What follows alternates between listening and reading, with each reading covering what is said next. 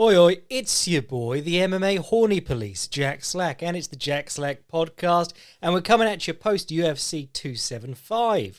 Jiri Prochaska versus Glover Teixeira, or it would have been the other way around on the title because Glover was the champion, but now Jiri's the champion. And that fight kicked all kinds of arse.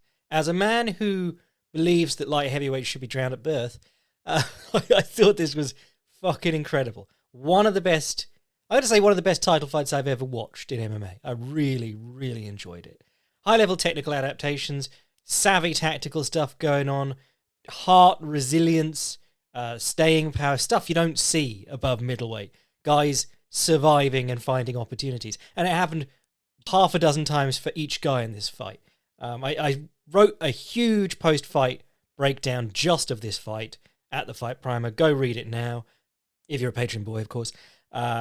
With audio narration and everything, so you don't even have to read, you can just look at the pictures. But yeah, if you want to hear more about everything I thought that was cool in that fight, that's where to go. But I'm going to talk about some of the stuff that I thought was cool in that fight today. Elsewhere, Joanna Jacek got starched and retired, and in the co-main event, Valentina Shevchenko headbutted Alas, and then picked up a decision in a fight that was agreed by everyone to have happened. Yeah, people feel like, I cannot wait for Slacky's opinion on this. My opinion is that she's a boring fighter. Even her most dramatic fight was boring, and it's still women's 125 because the best fight, the Lady Goat, managed to attempt 2 head and arm throws and pull a half-blind girl on top of her. Some of the takes in the aftermath, absolutely astonishing. I had someone try to tell me that she... I've seen this take a few places, actually. Try to tell me that she only made mistakes because she got involved grappling with a better grappler because it was too easy for her on the feet. And like, have you ever watched a Valentina Shevchenko fight? Her game is like lean back check hooks, pulling her leg away and throwing low kicks that don't do anything.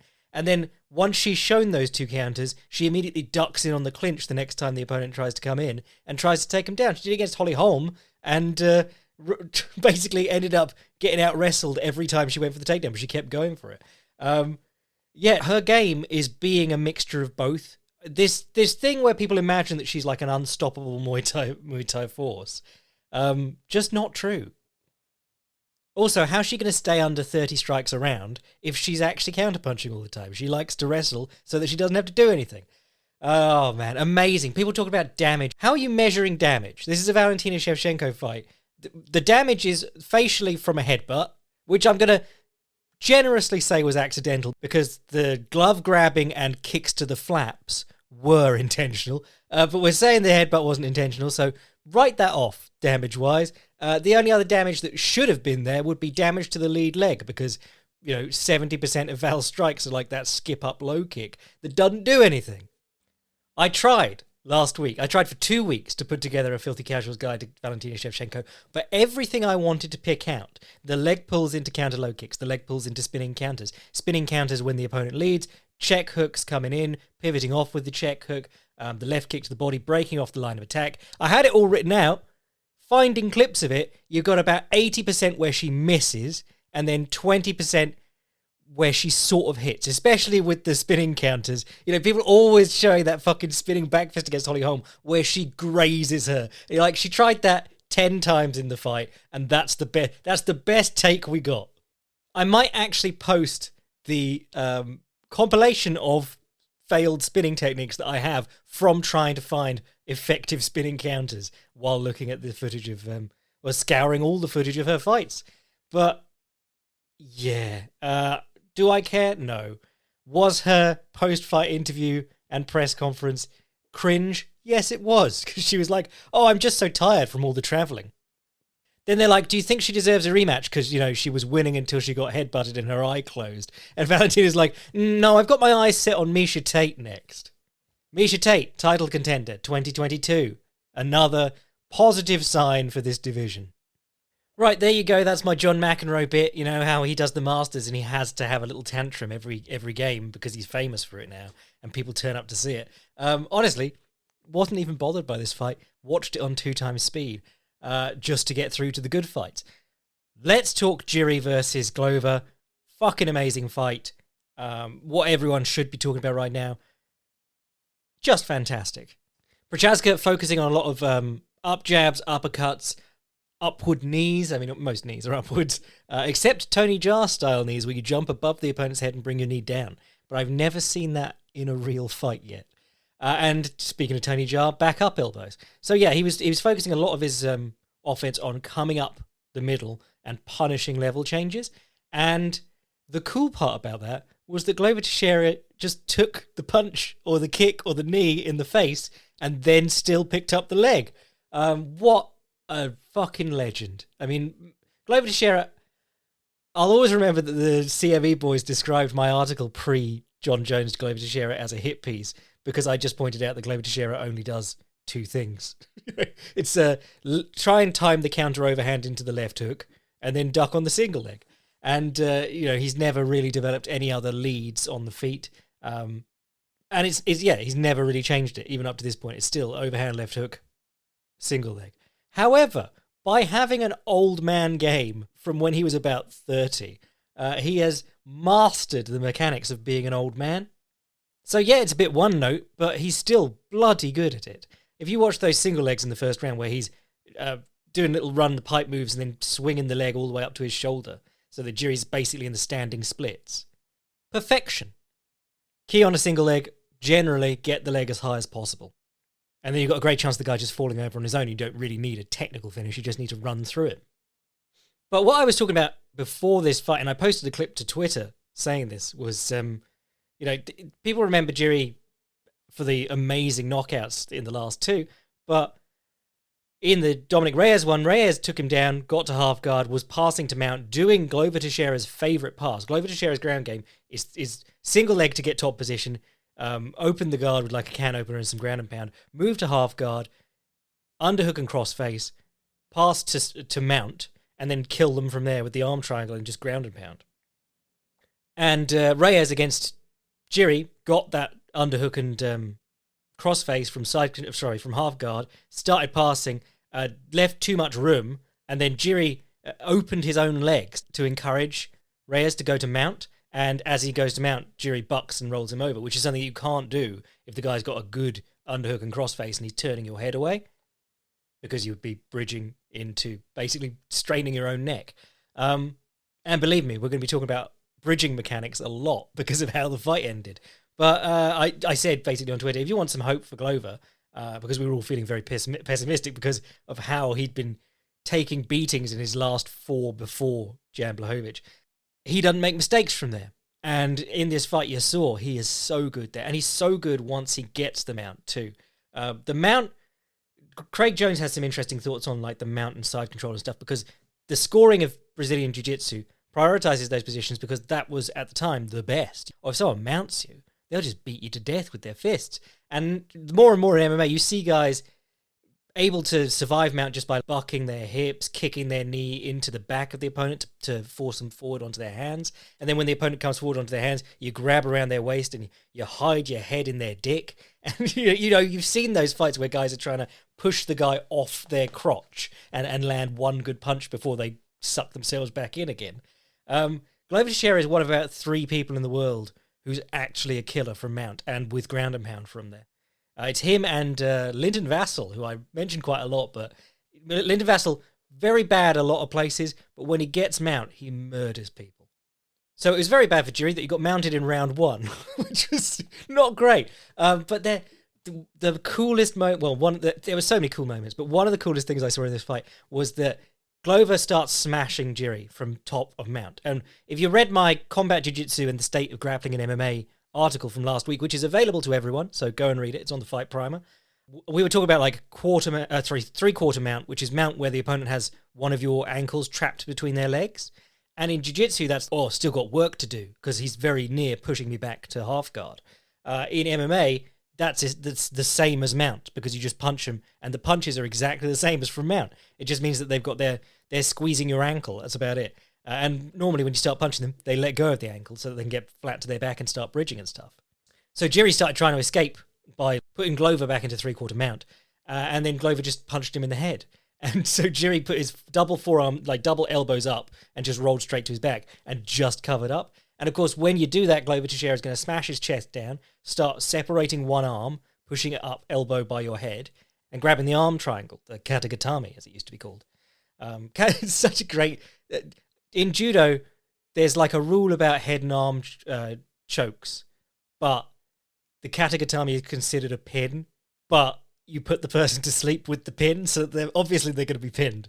It's one of those ones like how they go, oh, the kimura is supposed to break the elbow. Shoulder locks are illegal, but kimuras are allowed because they're supposed to break the elbow. You know, I've seen an awful lot of kimuras, and most of them fuck the shoulder before they fuck the elbow. But anyway, Glover smashes his chest down on Jiri as Jiri's got his forearms up, and he starts walking that elbow up. And that, you know, if you've ever grappled, your elbow being walked up past your shoulder and towards your head is the worst feeling in the world because you're so weak pulling it down, and they're just going to keep pushing their weight behind it. And I was going, uh-oh, this is problematic for Jiri. And then the elbow that's being walked up is next to the fence. So he takes the point of his elbow and he puts it in one of the links in the fence. And Glover walks his head out right to the point of the elbow and is pushing as hard as he can, and he can't move it. So he gives up for a minute, throws some punches, Jiri covers up again, he smashes down on the arm, tries it again, Jiri pops his elbow back in the fence. It was incredible. I've never seen that done before. And I believe it's legal because the legality of holding the fence is, I think the rules specifically say no grabbing of the fence with the fingers or toes. Can't really grab with the point of your elbow, but he did put it in the fence and stop himself from getting arm triangled, which was dope. There was loads of other cool stuff on the ground. You saw Glover, when he was on top of side control, he was using what's sometimes called like a wrestler's side control or a catch wrestling side control, which is where you're in the top of side control and you have one arm between their legs. Like in pro wrestling, where they hook the leg for the pin and they go 1, 2, oh, he kicked out. Actually, that was a bit of an early kick out. That's a real Hulk Hogan dick move. You've got to wait until almost 3.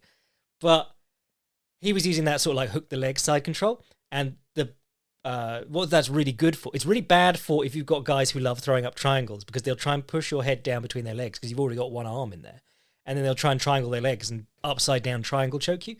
But if you've got a guy who's going to try and explode to his knees or turn into you, underhooking that leg, firstly, really makes it hard for him, and secondly, really slows him down. So there were moments where Jiri was able to turn to his knees because he's fucking strong, and Glover was able to slow him down enough to start trying to run around to his back. Again, wrote about all the cool transitions in this fight in my article. There was a gorgeous sucker drag from Glover Teixeira, which is an arm drag when you failed on a shot. The other guy sprawled out on top of you, and it was Jiri going for an anaconda choke in this case, and Glover hit a sucker drag and came out on Jiri's back. There was a beautiful peek out. Shades of Antonio Rodrigo Nogueira there. Obviously, Jiri escaped from deep in an arm triangle, which is crazy, because that's hard to do against people like your own weight. I mean, they're probably about the same weight, but that's hard to do against people your own weight who are a bit worse than you. Let alone was it the 4th round he hit that?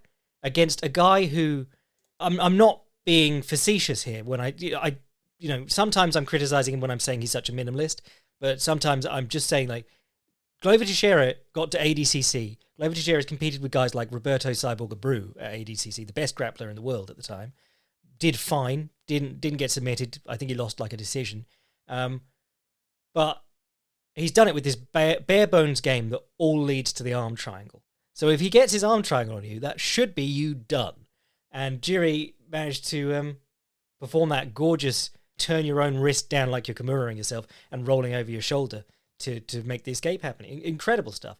If you want to see more about that escape, I think Firas Sahabi put up a really good video about it a few years ago. I have seen a clip of Imanari, I think, doing it in a real fight or a real grappling match and going straight into an armbar from it.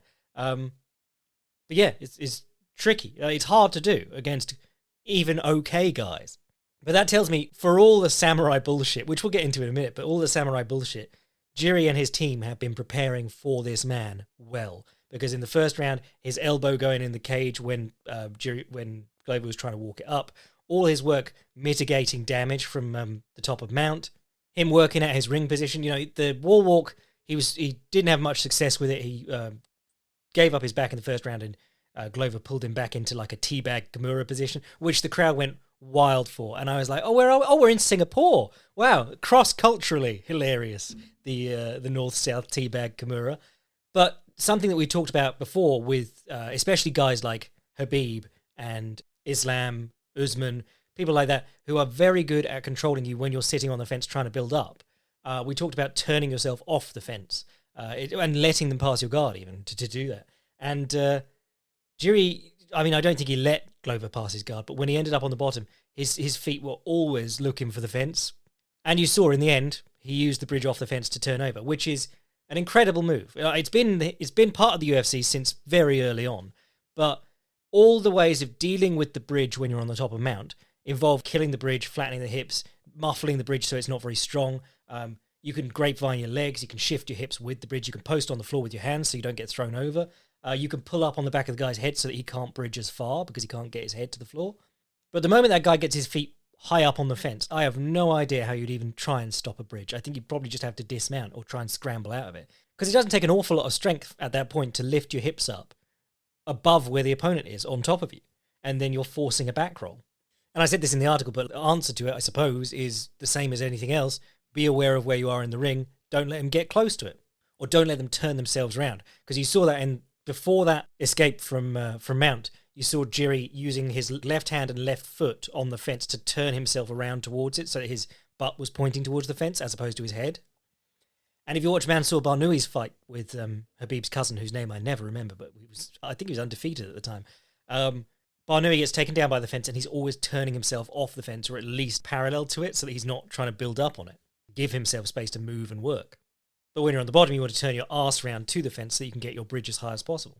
Really, yeah, impressive stuff. And on the feet, I talked about the Book of Five Rings in my article because Jimmy's always on about it. But one of the interesting things about that book is most writing on Bushido is bullshit. A lot of Bushido was made up by the Japanese government in the 1940s to convince young men to jump on planes with half a tank of fuel.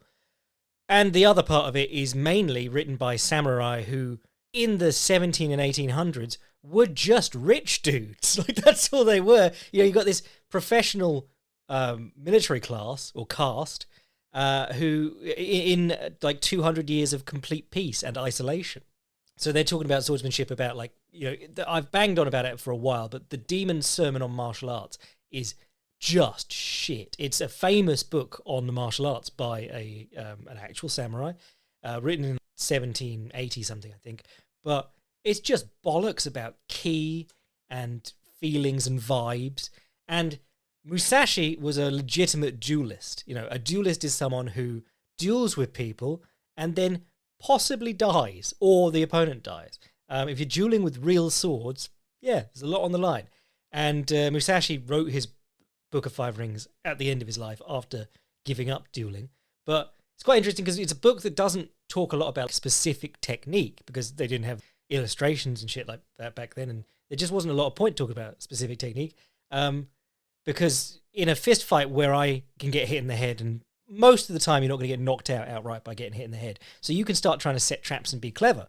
In a sword fight, you know, it's basically get on the initiative, and the initiative is something that Musashi writes about constantly. Get on the initiative, steal the initiative, do not let that guy's head come up for air. Just smash him as fast, as hard as possible. And that's a lot of what I saw in Jiri in this fight and in the Reyes fight. He works clever and tries to find his moment to land one big shot.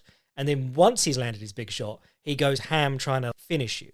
And basically every big shot he landed in this fight, he then swarmed on Glover and tried to put as much punishment on him as possible. And then Glover would have to stop him with a takedown attempt or just, you know, diving to his knees, basically. So it's quite interesting in that regard. And I won't, you know, there was some really cool footwork traps done by Jiri in this fight. I won't go into them because it's not very interesting to talk about without diagrams and stuff. Like I said, check the article out. But one of them was something we talked about Francisco Trinaldo doing the other week on the Filthy Casual's Guide to Francisco Trinaldo, which you can still watch on this channel, on the YouTube channel rather, if you're listening to this on a podcasting app. But one of Trinaldo's tricks, and Jiri did it from Southpaw as well, is after a break where you've maybe come out of a clinch or something like that, or the other guy's thrown a kick and missed, and you've just, you know, those natural moments that happen over and over in fights where both of you stop and you go, okay, cool, let's circle back out over there. And you leave your stance and you start walking as if you're walking, you know, not moving around in stance. and the opponent will almost invariably follow you. Like, you just go, okay, we'll go back in the open now, and you start walking around, and then you take a big step with what would be your back foot, when you're sort of side onto the opponent, and you plant it, and then you bounce off it and throw a left straight at them or a right straight. Trinaldo and Jiri both did it with their left hand, so they walked off to their left, planted their left foot, and came back in with a left punch. And he smashed Glover with this punch. It was a real good connection. But yeah, fight was full of clever little tricks like that. Usual Jiri madness. I cannot overstate how much I love this fight. I spent Sunday writing about 2,000 words on it, putting together all my diagrams and shit, and not dissing Valentina Shevchenko as much as people wanted. They were like, "Where's Jack? Where are the sassy tweets about this fight?" I was too busy actually being positive and enjoying something. So I'm going to say it again, go read the article at thefightprimer.com or through the Patreon, or click the link below in YouTube, or on YouTube. Because that's all my thoughts laid out much more eloquently than I can here. Now, other stuff that I haven't covered in the article, well, basically every other fight I haven't covered in the article, but Joanna Jędrzejczyk versus Zhang Weili, fun fight. We talked about this one extensively on the Boycast. We previewed it, and I was saying all the things I'd like to see Joanna Jędrzejczyk do, and very few of them turned up. We talked about trying to throw longer, straighter kicks to the body, possibly from southpaw, because she does switch to southpaw and she can do that fairly comfortably. We talked about focusing on low kicks below the knee so that she can lead with them from distance, as opposed to having to stand on top of Zhang to throw an outside kick to the thigh. Also, just the damage adds up sooner. I mean, yeah, she slowed Rose Namajunas down over 5 rounds with low kicks, to the thigh, that is. But this was a 3-round fight. She didn't have time to fuck about. And, overall, my thoughts were that she should lower the pace. I thought that a lot of why she was getting hit with the counter right hand every time she stepped in against Zhang the first time was that every time she went to step in, she did step in. There were no fake entries. There was no feinting or faking. It was all because the pace was so high and she wanted to keep going in and hammering combinations. Every time she stepped in, she was there for it. Zhang could have closed her eyes and hit her, like Carolina. But instead, this time, Jędrzejczyk came out like she wanted to take Zhang's head off, which is a ballsy move because she's not a big hitter. She's never been a big hitter. The one time she looked like a big hitter was when Carla Esparza just couldn't do anything and just sort of stood there while Jędrzejczyk lined up these big overhand swings.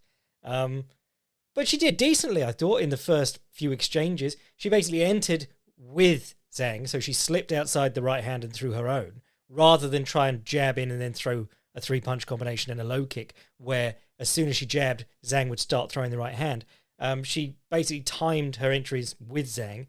They sort of trade right hands and both missed because they slipped off to the left side. And then she'd hit her with the left hook, and the first couple of left hooks looked like they rattled Zhang a bit. The low kicks she was leading with out in the open, but they were above the knee for the most part, which is, you're getting the benefit of leading with the low kick as opposed to trying to do it on the end of a combination and standing there for her. But in the first fight, she led with a few low kicks above the knee too, and you are just in range to be punched with the counter right hand, like Zhang was doing constantly in that first fight. If she'd taken it below the knee, I think she'd have probably done better, particularly with Zhang's extended stance. But yeah, she landed some good ones, like on the end of that combination where she sent her flying. Real Ricardo Arona versus Vanderlei Silva moment. If you've never seen that, check it out. Ricardo Arona was this jiu-jitsu dude who fought with his chin up in the air, but had the hardest low kicks you've ever seen. He just found out that he could low kick really hard. And he met Vandy at the top of at Vanderlei Silva's peak time, and hit him with a couple of low kicks and sent him flying and won the decision, which was crazy. But Zhang went to the grappling very early, and I thought that was a great decision. She's been working with Henry Cejudo and Eric Albarracin and those guys down there. And for all the memeing, they do really train for their opponents well. And that's something I'd say about them. Like, they don't, people will bring up the record of their fights or whatever. And I've always been impressed by their fighters coming into big fights. Zhang lost the last one against Rose Namajunas, but I thought the game plan was really quite good compared to what Zhang normally does. And so when you come into the fight and you watch them, even if they're losing, you're going, oh, well, I can see what they tried to prepare for this and they're just overwhelmed by it. Whereas a lot of the time you come into these fights and you go, did you even watch the tape? Did you not notice that that's the main thing they do? And I'd heard that Jiri was working with Cejudo and crew too. So yeah, they do a good job. But yeah, Zhang's wrestling looked incredible in this one. We talked about the first fight, the wrestling in the first fight last time. And I said, Jędrzejczyk's been very hard to take down. She really does know her positions well. She's the prototypical American top team wall walker. And yeah, she's always been great at that. But when you watch that first fight, it was like, I think I likened it to, when you're grappling with someone, you've got like a really good underhook or something, and you're like, I know I should win this. It should be impossible for them to turn me over and come on top because I've got the underhook. And then someone does explode up into you, and you're going, fucking hell, and you have to sort of like believe and hold them down. And you forget that having the mechanical advantage and the technical advantage on a exchange or a move, it's to make technique, perfect technique and perfect mechanics are to make the best of your strength. It's not like you can just stop being strong or stop using all your effort in things. It means that if you both use all your effort and you're near the same strength, it should be easy for you to win that exchange.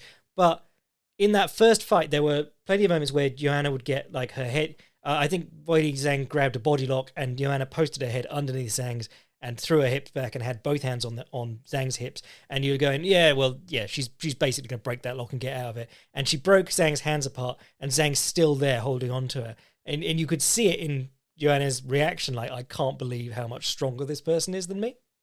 And this time around, she was wrestling much more technical. If you saw it, she picked up a single leg. She went went to run the pipe off a single leg, switched and came up behind her like Daniel Cormier does for those big slams, but instead ran around to her back. And then she hit that beautiful body lock trip where you're basically like your body's going one way while you're throwing the opponent the other. And it always looks dope. Got top position.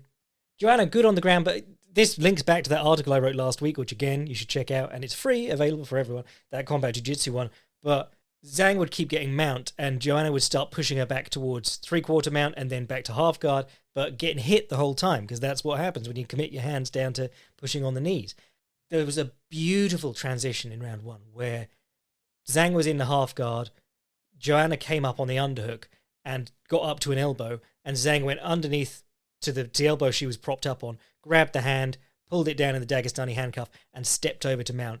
And watch her mount Joanna in that first round. It's gorgeous.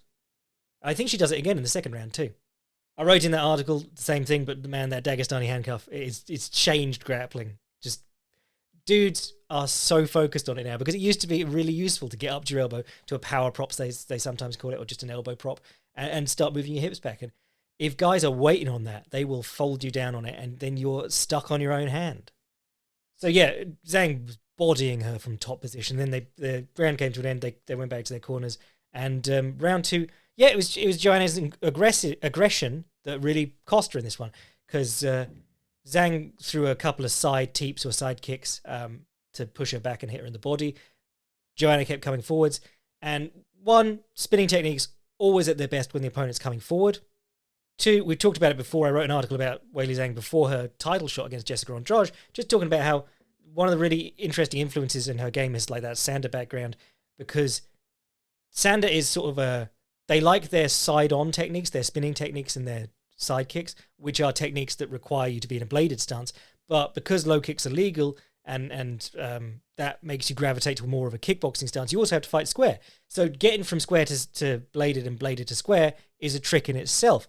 And one of Zhang's best weapons is the side kick as a secondary kick. So she doesn't go for it out of her squared stance. She throws like a step up inside low kick. And if the opponent pulls away, she misses. And then she's side on. So then she goes into a side kick. So it's a completely different look than she was giving you at the start of the attack. So you think you've avoided something, and then you're looking at a completely different stance, and the side kicks coming in. But going with that same theme, missing inside low kicks and missing round kicks, and missing kicks generally, or having kicks deflected across the body, sets you in position to spin. Done back kicks off missed low kicks and things before, but the back fist off a missed kick is a classic. Think of the other great Sanshao or Sanda. We called it Sanshao back in the day. They changed the name since then. But the other great Sanda representative in MMA, Kung Lee. knocked down Frank Shamrock with this exact same thing. I think he threw a kick and might have been a high kick or something, and Shamrock leaned back away from it. And as he was coming back in to capitalize on the fact that your opponents just turned their back, what are you immediately going to do? Yeah, you're going to move in. And that's how these guys keep getting back-fisted. And I'm not saying don't move in when someone's turning their back. I'm saying it's one of the things that can happen. It's a crazy game. And particularly Chinese fighters or Sanda influenced fighters really like their spinning techniques off missed kicks. But the Korean Zombie had a kickboxing match against, I think, like a pretty legitimate kickboxer who he shouldn't have beaten. And he threw a kick, missed it, and spun into the back fist. And I think it turned out back fists were illegal in that event or something like that. But he knocked the dude out. A guy who you would think was way, way better than him and would know better than to run onto something. But the moment that you parry a kick across your body or an opponent misses a kick and the kick goes across them, they're out of position. You've got a dominant angle. You're seeing red. If you're grappling, or you're in MMA, you're going, I'm on their back. If you're striking, you're going, I'm going to have you while you can't see me. So it's just one of those things that happened, but she was fighting in a very aggressive mold. You could see that she was never going to second guess stepping in after that kick got deflected. It made her the perfect mark for it. But it is one of those ones. It could have just hit her forearm. It could have just grazed over her head, but it chopped her in the neck and she went down. But I feel like she probably came into this fight knowing she was going to retire, because that's quite a big decision. You don't go, if I lose, I'll retire. Well, some guys do. Some guys, if they get the win, they go, oh, I know I said this was my retirement fight beforehand, but now I'm on a title run, baby. But I suspect she knew she wanted to retire after this, because she kept saying beforehand how pleased she was and how proud she was of her work in camp. And she came out, looking to take Weili Zhang's head off, which is not what you would expect from someone who, in the first fight, they found themselves outpowered and outgunned. So it was a courageous way to fight. It almost worked for some of the fight. The wrestling was really what fucked her up. And obviously, Weili Zhang, Zhang Weili, whichever one's correct, with wrestling and with the actually looking at opponents and training for them like she did for Namajunas, that's an exciting prospect. Prospect as in promise of something, not as in she's a prospect, because she's already won the title once.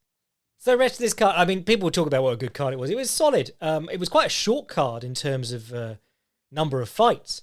But, I've been talking about how I didn't really know a lot of the people on the undercard. It was a bit of an underwhelming undercard. And to be honest, the undercard didn't really deliver that much. It was mainly the main card. It was predominantly the main card that delivered. This was Singapore, actually, which is always interesting, because the UFC, a few years ago, they were talking all about world fucking domination. They made this little push into Asia, and when I say Asia, it's a very generic term, and it reeks of not really knowing what you're doing. But that's kind of how they did it, because they were trying to do tough China with Kung Lee, and everything was here. Look, Kung Lee, and obviously, yes, he was the king of Sanshao or king of Sanda, but mostly he was a Vietnamese American. They put him out, they'd be like, Chinese representative Kung Lee. And they did that weird event in Shanghai where it's going to be Anderson Silva versus Kelvin Gastelum. Anderson Silva dropped out. So they ignored Michael Bisping's medical suspension, having just been knocked down and finished by George St. Pierre. A lot of people were going, well, it was a choke finish. He wasn't knocked out. And you're going, he got dropped with a left hook moments before that and then brutalized with elbows. But they just, because it was in Shanghai and there was no commission, they just ignored Michael Bisping's medical suspension and had him fight about 4 weeks later, get smoked by Kelvin Gastelum. I think that was sort of the last thing in China, wasn't it? Because they did a tough China, which was desperate. They've been to Japan a couple of times, but they've ditched that in recent years. They had Roy Nelson versus Josh Barnett there, I think it was. So this is sort of tremulously moving back into Asia. And it's one championship stomping ground. And there's been some interesting speculation about this, just through fellow One haters on Twitter. I do enjoy One, but I am also one of their biggest haters. Talking about how their UFC sold out a stadium doing this in Singapore, and apparently One's going to try and do the same thing in a couple of weeks' time. One very famously doesn't sell out tickets. It basically gives out half its tickets, and a lot of it is It gives the appearance of a front, but it probably isn't a front. I'm saying that, just to be clear, legally. But a lot of the stuff, when you look at it, you're going, how are they making any money? But you're also going, keep taking rich people's money and giving it to Rodtang, because that's great. Or Mikey Musumeci. But yeah, the Singapore setup was very interesting, because obviously I don't think they have their own commission. One has its own thing going on, which is sketchy in its own right, but the UFC does its own thing when it goes to places without commissions. And I don't know what the situation with the commission was here, because they sort of had the Australian refs there. And I noticed this during Seungwoo Choi versus Joshua Kulibao. Kulibao had stunned Seungwoo Choi in the first round. Quite nice, actually. He was southpaw, Seungwoo Choi was orthodox. He did a basic hand trap with his lead hand, stepped down the outside of the lead leg, shot a left straight down the centre, hurt Choi, had him reeling, and he was battering him. And just as this was going on, and I'm watching him swarm this guy who's sort of stumbling and falling all over himself, I noticed the face of the ref in between them. I went, hang on. And it was one of those ones where you know where you know someone from, but you can't put your finger on it. And then about halfway through him beating this guy to death, I went, oh, that's Steve Percival. Unmerciful Steve Percival. Someone's going to die tonight. And luckily, Seungwoo Choi actually got back in the fight. But it was a real blast from the past, because I think, hasn't he been out in the cold basically since Hector Lombard versus Neil Magny, when he let them both almost kill each other? I think Lombard took something like 100 unanswered strikes back to back in that fight. But yeah, that was crazy. And the Australians did well for themselves on this card. All representatives of the Anzac region. Kulibao got a split decision win over Seungwoo Choi. Looked good doing it. I mean, he looked fast, which was good.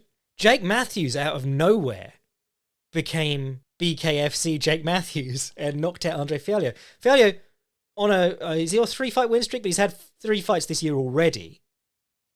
At least 2 great knockouts in recent memory. He's this amazing offensive counterpuncher, puts people under pressure, backs them to the fence, they swing at him, he slips his head and cracks them with counterpunches. Except in this one, he's backing Matthews onto the fence, and he looks terrified to do anything. And then Matthews starts swinging back and hurting him every time. And what you got was this fight where Fialho would push him to the fence and then hesitate. And you can't do that, because then you're just putting yourself in range to get hit. The whole point of being an offensive counterpuncher is you want the opponent to lash out at you and you punch them. But if they're not lashing out at you and you're just waiting for them, you should be punching them. That's the whole thing. You know, think of Mike Tyson. A lot of his best punches are counter punches, but he does it by getting in your face. And everyone's so worried about him getting after them that they punch back badly, and he slips and swings over it. But Fialho was just standing there staring at him and got dropped a couple of times and finished in the second round. It was really incredible. Good work, Jake Matthews. Because thinking of the fights with the Leech and so on, I had him down as sort of an all-rounder, maybe a bit more of a grappler. But he was saying all week, no, I'm going to get back to striking. That's what I'm best at. And fair play to him. He fucked Fialho up. And Fialho was on a great streak. Obviously, some interesting questions about recovery times. I think Daniel Cormier was talking about it. But if you fight 4 times a year, as UFC pay defenders claim everyone should be, you don't give yourself a lot of downtime. You know, you're straight out of getting lumped in the head in one fight into camp for the next. There's when we're doing medical suspensions, it's contact time. It's not X days between now and when you can fight again, because you have to get hit while you're preparing for fights. So it's X days before you should be sparring again, which is in itself a problem, because obviously you can't control that. Fighters will get back in the ring and spar whenever they feel like it. But big ups to Jake Matthews. Bit sad for Andre Fialho, because I've been really enjoying his recent work. And it's always sad to see someone sort of punished for taking fights. Obviously, I'm not blaming his activity on him, or rather, I'm not claiming that he was weakened by his activity or whatever. But the more you fight, the more chances you have to lose. So most people try and get the most advancement of their career from each fight to the next. If you fight all the time, you're increasing your chances of losing while also taking smaller steps up the ladder, it seems. But then you're also getting more money. So fair play to him. Oh, stealing the show, my boy, friend of the podcast, fan of the podcast, Jack Della Maddalena, stud. If you don't know why I love this man, I started watching the Contender series for the Boycast, and the very first full episode I watched, Jack Della Maddalena was on, and a couple of other lads, but there's a preview of that episode of the Boycast on the YouTube channel called something like I Want to Suck Jack Della Maddalena's Dick, or something more YouTube friendly. But I was just talking, I watched that event and he stole the show, and I thought, oh, if there are people like that coming through the Contender series, and then every subsequent Contender series episode sucked. He's a real treat. Switch hitter, great boxer, good wrestler, or good scrambly grappler is how I describe it. I liked his grappling work on the Contender series. Hadn't really seen him against a very strong grappler. Ramazan Emeev, good grappler. Smothery top guy, doesn't really finish many people, but difficult nonetheless. Emeev had success early on, level changing and coming up with punches. The old Randleman Crow Cop. It still works because if everyone's worried about your takedowns and the secondary concern is your hands, they will drop their hands and let you hit them in the head for fear of getting taken down. So that took some adjusting too. Then he got a nice, I think it was high crotch or a head outside single. He got to Maddalena's back on the feet. Della Maddalena rolled sort of like a Victor roll, went onto one leg, or a knee bar roll, you might know it as. Something that Joe Benavidez used to be very good at. He'd roll over the top when guys were on his back and end up sort of in a top reverse half guard. And Della Maddalena was there, but the Emeev had sort of his wrist across his back. And it was a very awkward scramble. Della Maddalena ended up turning in on a single. Emeev started attacking an anaconda choke. Really good work getting out of that, because they're fucking nasty if you start getting deep into one. You saw Jack Della Maddalena was first pushing one of the elbows, the elbow that the hand was in the bicep of. He was pushing that to try and break the lock, and then eventually he reached up and grabbed the free hand and just peeled it off, which was really cool. And then he got to work on the feet. Did some nice work from southpaw, shifted in along the fence, and then went orthodox. One of the great principles of switch hitting, might have been thinking about, might not have, but one of the great principles of switch hitting is when you get in tight with someone, go closed stance. So left versus left and right versus right. Out in the open, you can do either stance, but typically when you want to in-fight and you want to punch, getting closed stance means that you can get closer to the opponent. Your feet aren't running into each other. Your knees aren't getting in the way of each other. A great example of this would be Marvin Hagler.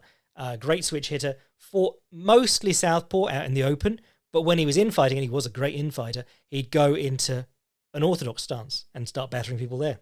So when you go into an orthodox stance against another orthodox fighter, if you've been southpaw, you go into orthodox, you've put your left hand closer to them, you can dig in the short left hook to the body and the left hook to the head, which is a great infighting weapon, and that's what you saw here. He did a nice left hook to the body, right straight, and then came in with a triple left hook. It was double to the head and then one to the body, and folded him in half. Anyone who doubles up on punches, switch hits, and body punches, boy for life. Stole the show. Should have got a bonus. I think most of the finishes got a bonus on this card, but should have got the Crypto.com bonus. Side note, how many scams is the UFC running now, crypto-wise? Because they've advertised about 3 different types. There's UFC Strike, there's Panini Press, there's Crypto.com, and of course, like the $30,000 bonus that they awarded the top person voted for on Crypto.com is going to be worth 20 next week. So what the fuck's that about? But this poll is the worst thing in the world.